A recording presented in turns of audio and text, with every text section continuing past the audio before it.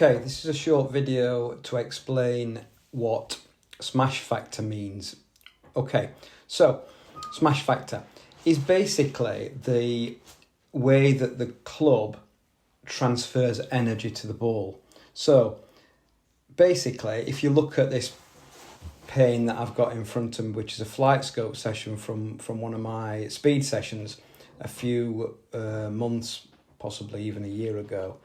So this is something that I do quite regularly. I do some work on club head speed, do various drills, and as you can see here, there are 7 different drills if you include the standard driver swing, which is the top one.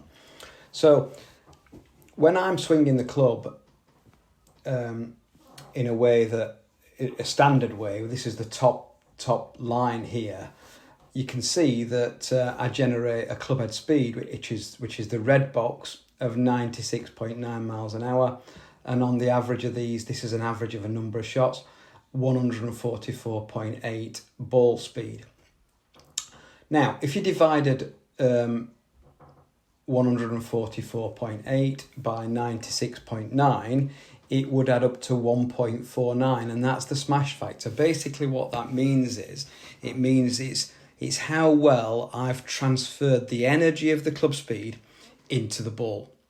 Now, the best you can get with this, with a driver, with the current driver makeup, is about 1.52. That's the best anybody can ever get anywhere, because the drivers are made to conform to a certain energy coefficient, transfer of energy coefficient, basically.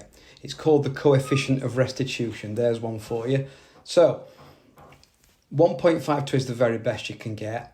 I'm going to flip over onto the next screen now, which will show you the tour averages. So you can see here that the top one for the driver, for the tour players, their smash factor averages at 1.48. So very similar, going back to mine, 1.49.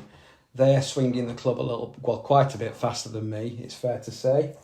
But so you start to understand how important delivering the energy from the club into the ball is concerned. And that's basically, if you think about why that might be, it's as the club's travelling to the ball, if the club hits the ball in the sweet spot in the middle of the club, all the speed of the club will be transferred into as much energy as can be delivered to the ball. If you, for instance, hit the ball right out of the toe end, there'll almost be a little spongy vibration at the point of inertia, and that will reduce the quality of strike and therefore reduce the ball speed and ultimately bring a lower smash factor. And it's the same if you miss-hit it in any way, shape or form, really. So an open club face, a non-centered hit will also create miss-hits and low smash factors. So looking at this grid here that I've got, I wanted to point out, if you look at the very bottom swing, the faster backswing swing, you can see on the club head speed, I'm generating 103 miles an hour there with an overall distance of 252 yards.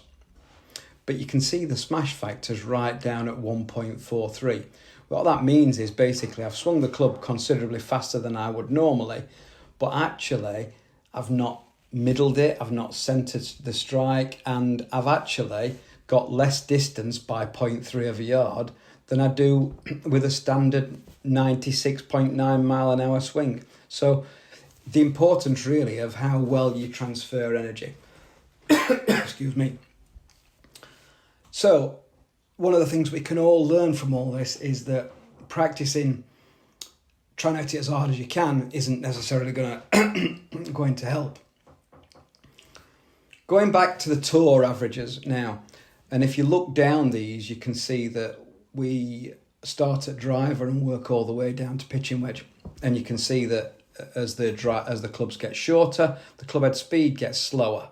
So from 113 down to 83 miles an hour, which is still pretty quick.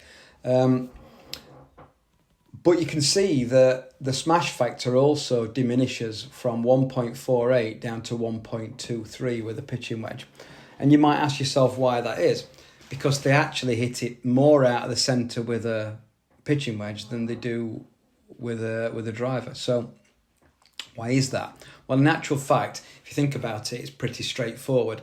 The driver has much less loft on it, so when it hits the ball, it transfers, because it's quite a straight face, it transfers most of the energy, most of the speed, assuming that it's hit out the middle. It transfers full energy transfer to the ball, and the ball springs off at maximum speed. Now, when you hit a pitching wedge, even though you hit it out the centre of the pitching wedge, there's an element of probably 50 degrees loft on a pitching wedge. So when the ball hits the pitching wedge face, it actually rolls up the face, which diminishes the energy transfer somewhat. So whilst it might be well middled and a square club face, the ball actually rolls up the face of the club and doesn't transfer as much energy into the ball. I hope that makes sense. So the moral of all this is actually try to work on your smash factor. Try not to hit it as hard. Play around with the flight scopes. Try and get some of this data together and understand what your optimum speed for energy transfer is, really. And you should be able to sort of gradually hit sort of 10 balls, hitting it from as hard as you can to as gentle as you can, and watch the smash factor change. It's quite interesting. So give it a try. See how you go.